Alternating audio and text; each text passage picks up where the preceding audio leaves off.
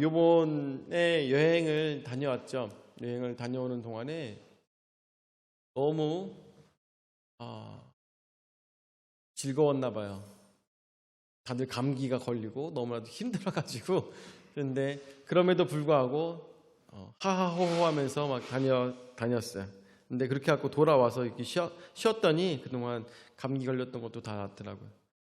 네, 그러는 와중에 어제 갑자기 전화가 온 거죠. 어제 한 11시 한 30분쯤에 안의수 그 사인님께서 전화가 오셔가지고 계속 이러시다고. 그러시더라고요. 왜 무슨 일이세요? 그랬더니 와갖고 이렇게 면회를 했는데 돌아가셨네요. 그러시더라고요. 계속 그러시더니 말씀을 못 하시더니 말씀하시면서 어떻게 이런 일이 있지? 이런 식으로 말씀하시더라고요. 그래서 어제 모든 분들과 함께 나누고선 함께 한번 다녀왔죠. 그래서 오늘도 가려고 하는데 정말 그렇습니다. 모든 일에는 다 끝이 있죠.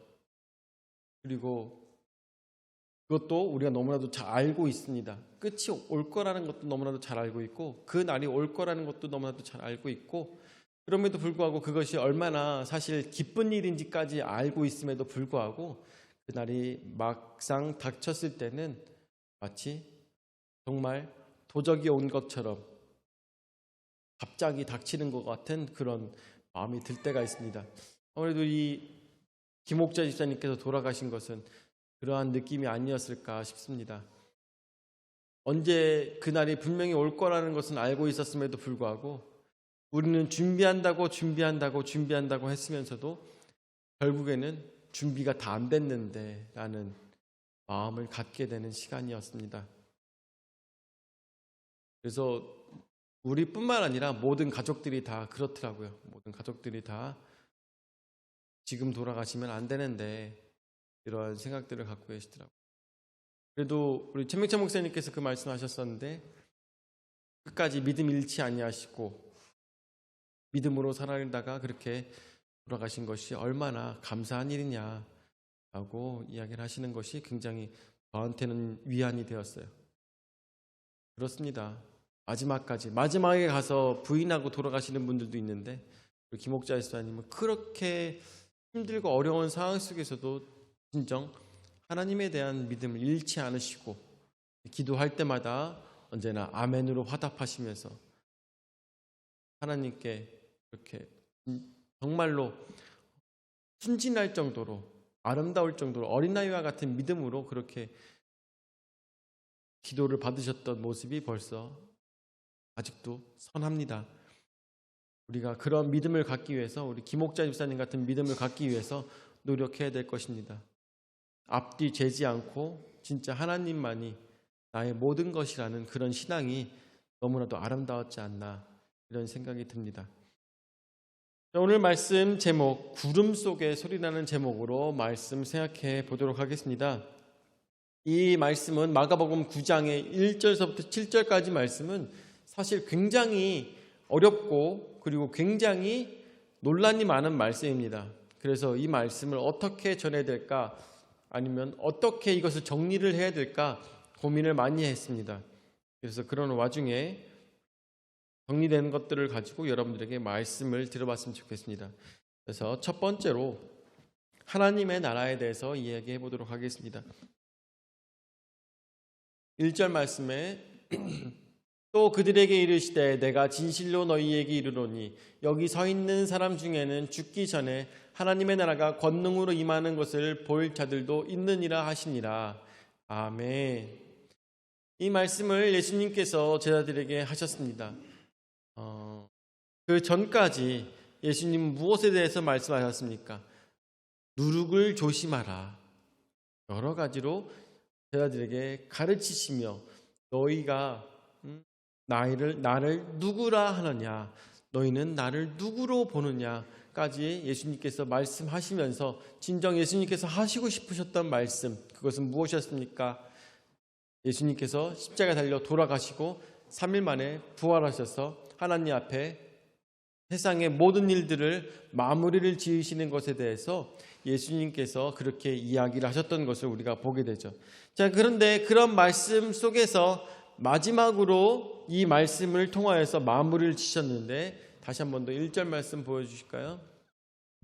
이 말씀으로 마무리를 지신 것이나 마찬가지인데, 또 그들에게 이르시되 내가 진실로 너희에게 이르노니 여기 서 있는 사람 중에는 죽기 전에 하나님의 나라가 권능으로 임하는 것을 볼 자들도 있느니라 하시니라 라고 했습니다. 이 말씀에 대해서 굉장히 어렵습니다.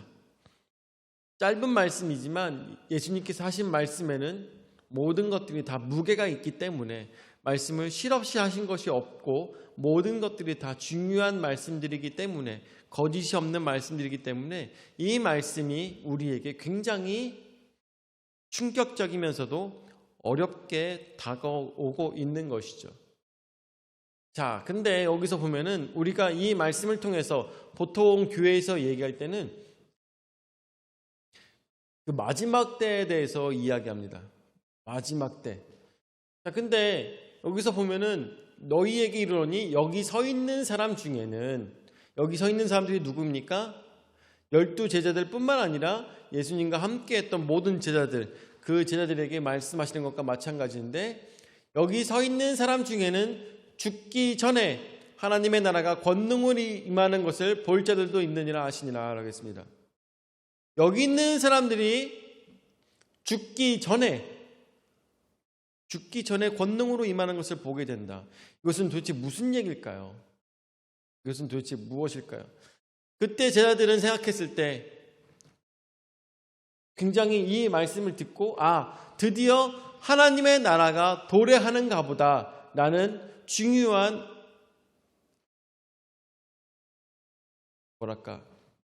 퍼즐의 실마리가 된 것이 이 말씀이었던 것이죠. 사실 이 말씀 때문에, 마가복음 9장 1절 이 말씀 때문에 제자들은 어떤 생각을 갖고 있었냐면, 제자들은 내가 하나님의 말씀을 많은 사람들에게 복음을 전달하다 보면 그 날이 내가 죽기 전에 하나님의 나라가 이곳에 임하겠구나 라고 생각하는 예수님의 제자들이 많았습니다. 뿐만 아니라 이것을 가지고 어떤 학자들은 뭐라고 얘기하냐면, 아니 지금 예수님이 이 말씀을 하신 지 2000년이 지났고 지금 이 상황이 되었던 것을 보았을 때, 그리고 많은 제자들이 예수님의 말씀을 전달하다가 죽었잖아. 모든 제자들이 다 죽었잖아. 그 자리에 서 있던 사람들이 모두 다 죽었잖아. 근데 그 사람들이 하나님의 나라를 보지 못했기 때문에, 천국이 도래하지 않았기 때문에 예수님의 사역은 실패한 것이다 라고까지 평가하는 학자들도 있습니다. 여러분들 무슨 얘기인지 아시겠죠? 그렇게까지 평가하는 학자들도 있습니다. 자, 그런데 우리가 여기서 가장 중요하게 봐야 될 것은 하나님의 나라가 권능으로 임한다고 했는데 그것이 도대체 무엇일까를 먼저 생각해야 된다는 것이죠. 하나님의 나라, 우리가 생각하는 하나님의 나라와 또한 그 당시에 베드로가, 그리고 그 당시에 사도 요한이나 이 사람들이 하나님의 나라가 무엇이라고 생각했었을까요?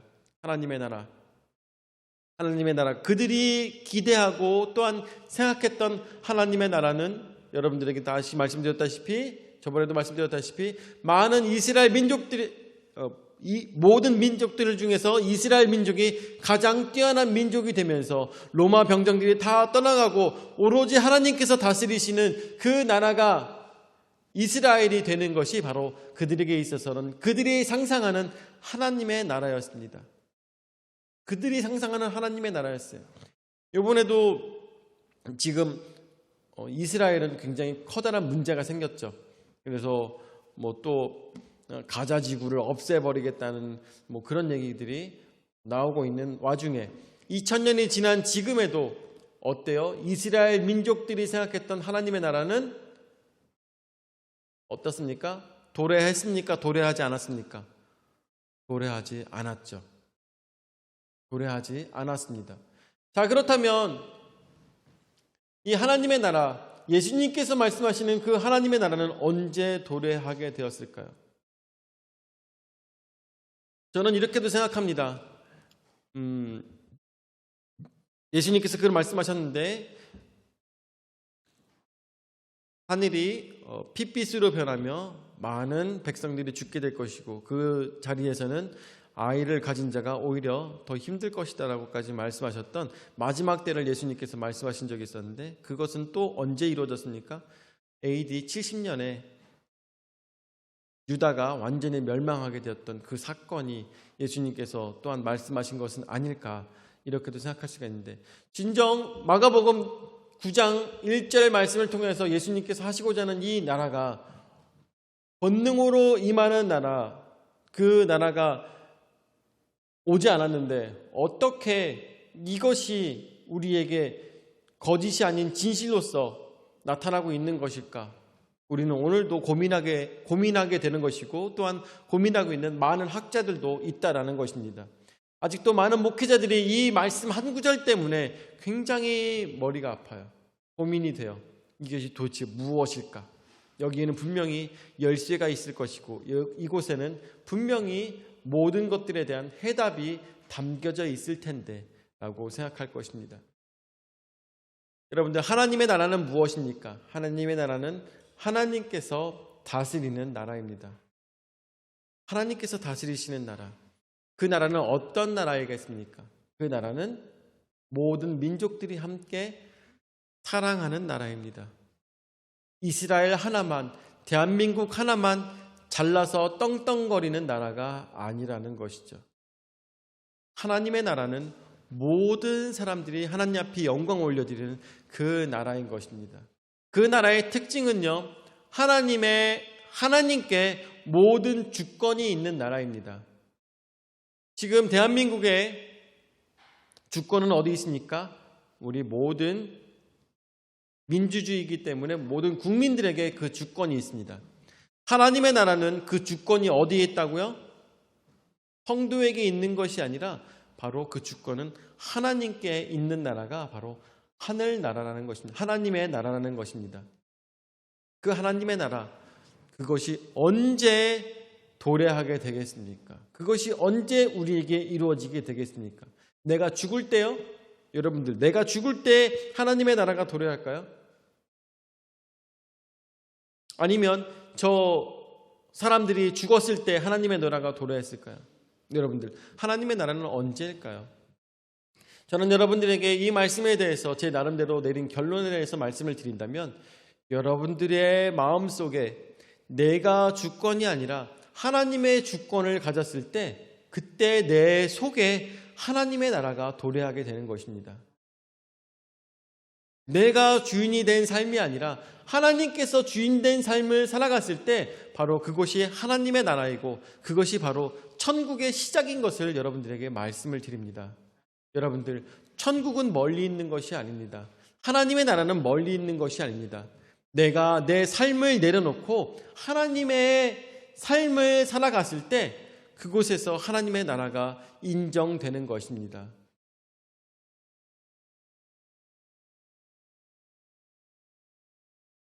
제가 오늘 이렇게 특송이 이렇게 앞에 나왔었죠. 나오고 있는 와중에 이 찬양을 처음 들었을 때부터, 처음 듣자마자부터, 그러니까 처음 들었을 때 여기 도대체 무슨 내용일까? 이런 생각을 할 겨를도 없이 요게벳의 노래는 처음 들었을 때부터 너무 많이 울었어요. 아이를 가지지 않은 사람은 이것을 잘 모를 겁니다. 그렇지만 아이를 가진 사람들은 다들 이게 무슨 의미인지 아실 거라고 생각이 들어요. 너무너무 많이 울었어요. 왜 울었을까요?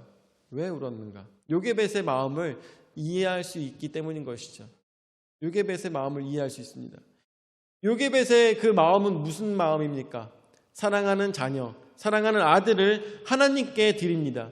진정 하나님께 드립니다. 근데 드린다는 것이 어떤 의미입니까? 진정 요게벳은 하나님께 이 아이를 던져버릴 수밖에 없었던 것이에요. 하나님께 이 아이를 던져버릴 수밖에 없어요. 안 그러면 죽을 수밖에 없으니까. 주님, 죽을 수밖에 없는 이 아이를 하나님께 맡깁니다 하면서 정말 강물에 뛰었던 것입니다.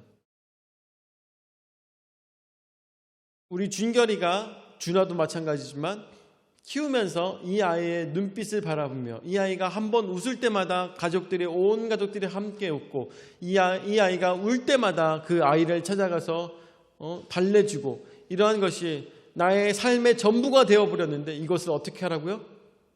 나의 삶의 전부를 하나님께 던지라는 것이죠. 그것이 바로 요게벳이었던 것입니다. 내 것이라고, 어쩌면 내 것이라고 생각하고 있었던 그 자녀의 인생을 어쩌면 죽어서도 옆에서 계속 보고 싶고 계속 느끼고 싶고, 그리고 죽어서조차도 그 아이의 옆에 갇히고 싶은 그 부모의 마음을 포기를 해야 되는 것이죠. 포기를 해야 되는 것이에요. 그리고 하나님께 맡겨야 되는 것입니다. 그랬더니 어떤 일이 벌어졌습니까? 그랬더니 나라를 구원하는 자가 되었다는 것이죠. 하나님께 맡겼더니 이제까지 나는 내 삶의 주인이 되어서 내 소유라고 생각했는데, 이 자녀까지도 내 소유라고 생각했는데, 진짜 요게벳이 어때요? 자신의 마음속에서 자신을 내려놓고, 자신의 소유라고 생각했던 이 아이를 내려놓고 하나님의 나라로서 인정하고 하나님께서 다스리시는 아이가 되도록 하나님께 인정하였더니 어떻게 해요? 나라를 구원하는 자가 되었다는 것이죠. 우리의 인생도 마찬가지일 것입니다. 내가 나 자신을 내려놓고 하나님께 인정하였을 때 하나님께서 모든 것들을 그들에게 더하실 것입니다. 사실 우리의 신앙생활은 그것이 가장 어렵지만 그것이 가장 궁극적으로 행해야 될 가장 커다란 일이라는 것이죠. 이러는 와중에 하나님의 나라가 어떻게 임한다고요? 내 자신을 내려놓았을 때, 하나님을 인정하였을 때 하나님의 나라가 내 속에서 시작한다고 말씀을 드리면서 권능으로 임하는 것을 볼 자들도 있다고 하였습니다. 자, 그렇다면 그 권능으로 임하는 것을 어떻게 보게 될까요? 자, 2절서부터 말씀을 보니까 2절서부터 말씀을 볼까요? 엿새 후에 예수께서 베드로와 야고보와 요한을 데리시고 따로 높은 산에 올라가셨더니 그들 앞에서 변형되사라고 이야기하고 있습니다. 엿새 후에 예수님께서 베드로와 야고보와 요한을 데리시고 산에 올라가셨어요. 근데 산에 올라갔는데 어떤 일이 펼쳐지게 될까요? 3절 말씀에 그 옷이 광채가 나며 세상에서 빨래하는 자가 이렇게 희귀할 수 없을 만큼 매우 희어졌더라. 4절 말씀에 이에 엘리야가 모세와 함께 그들에게 나타나 예수와 더불어 말하거늘 5절 베드로가 예수께 고하되 랍비여 우리가 여기 있는 것이 좋사오니 우리가 초막셋을 짓때 하나는 주를 위하여 하나는 모세를 위하여 하나는 엘리야를 위하여 하사이다 하니 라고 이야기하고 있습니다. 자, 바로 그래서 두 번째 높은 산에서 있었던 일입니다. 높은 산에서 어떤 일이 벌어졌습니까?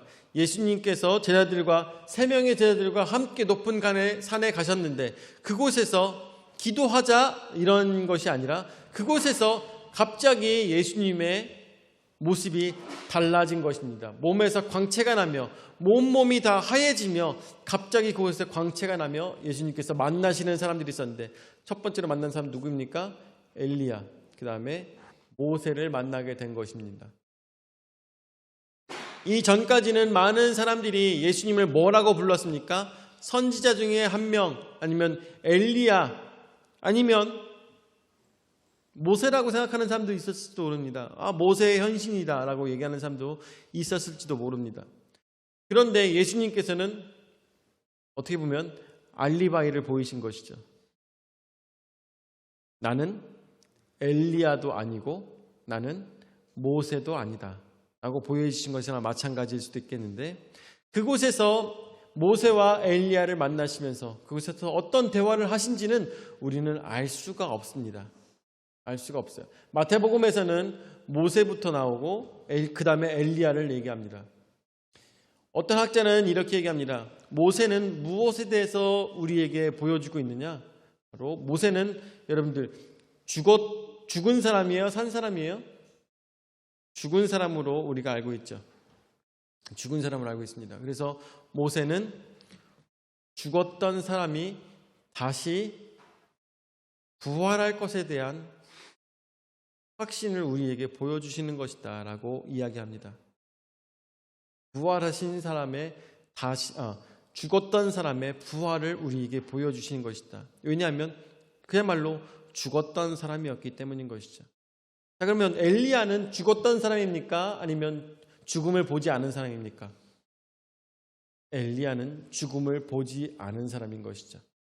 그렇다면 또 엘리야는 우리에게 무엇을 보여주는 것일까요? 엘리야는 예수 그리스도의 재림을 보여주시는 것이다 라고 어떤 학자는 얘기를 하더라고요. 그래서 그 얘기를 들어보니까 이것도 그냥 흘러들을 만한 일이 아니라 좀 생각해 볼 만한 일이구나 라는 생각이 들더라고요.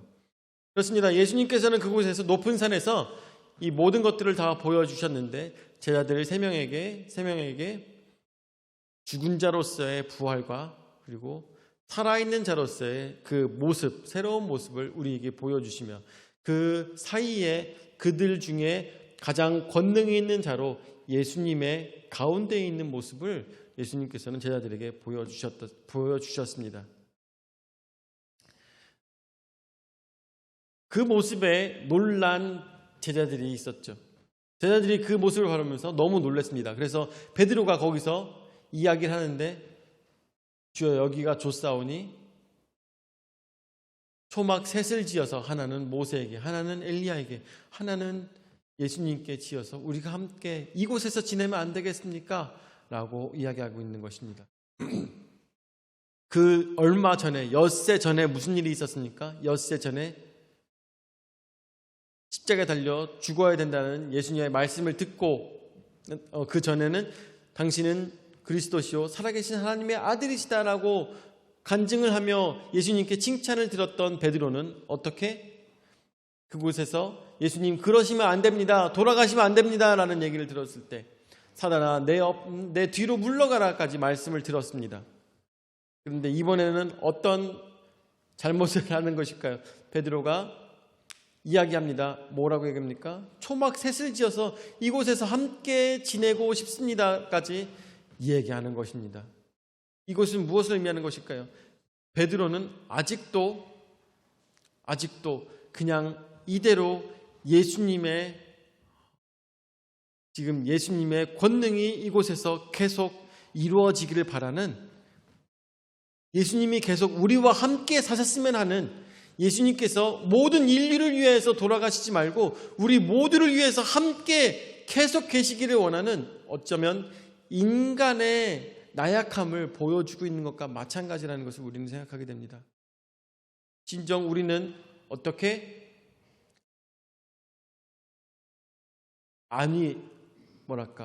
평안하고 안이한 것만 생각하며 예수님께서 행하셔야 될 그 희생은 좀 더 멀리 왔으면 좋겠다라고 생각하는, 어쩌면 인간의 욕심을 베드로는 보여주고 있는 것과 마찬가지라는 것입니다. 어쨌든 간에 예수님께서는 그렇게 말씀하시면서 6절 말씀에 보니까 이는 그들이 몹시 두려움으로 그가 무슨 말을 할지 알지 못함이더라 라고 했습니다. 베드로는 그렇게 얘기하면서 세 분이 함께 지낼 수 있는 초막을 지었으면 좋겠다 라고까지 얘기하고 있지만 사실은 그가 너무나도 놀랐기 때문에 자기가 무슨 말을 하는지조차도 모르고 인간의 욕심으로 그렇게 얘기했다는 것을 우리가 생각해 볼 수가 있는 것이죠. 세 번째로 내 사랑하는 아들이라고 이야기하고 있습니다. 7절 말씀에 보니까 구름이 와서 저희를 덮으며, 마침 구름이 와서 그들을 덮으며 구름 속에서 소리가 나되 이는 내 사랑하는 아들이니 너희는 그의 말을 들으라 하는지라 라고 하였습니다. 그렇습니다. 하늘에서 구름 속에서 말이 있다고 했습니다. 여러분들 구약에서 하나님이 현현하실 때는 뭐라고 했습니까? 구름 속에 현현하신다고 했습니다. 그 구름 속에서 현현하는 것을 뭐라고 했습니까? 쉐키나라고 했죠. 쉐키나. 하나님께서 구름으로 저들에게 나타나시며 말씀하십니다. 이는 내 사랑하는 아들이니 너희는 그의 말을 들으라 하는지라 라고 했습니다. 그의 말을 들으라는 얘기는 무슨 얘기일까요? 그의 얘기를 들으라는 얘기는 그가 죽을 것에 대해서 너희는 그의 말을 들으라 라고 이야기하고 있는 것과 마찬가지입니다. 그가 죽을 것에 대해서 너희는 그 말을 들으라. 그렇습니다. 예수님께서는 어떻게 되셔야 됩니까? 예수님께서는 십자가에 달려 돌아가셔야 되는 운명입니다. 십자가에 달려 돌아가셔야 되는 운명이. 그것이 뭐예요? 실패예요? 죽음으로 끝나는 것입니까? 아닙니다. 그것이 바로 성공이고 하나님의 열심의 마무리였습니다. 그리고 하나님께서 인간에게 보여줄 수 있는 가장 커다란 사랑이 바로 예수님의 죽음이었다는 것을 우리는 생각해야 될 것입니다.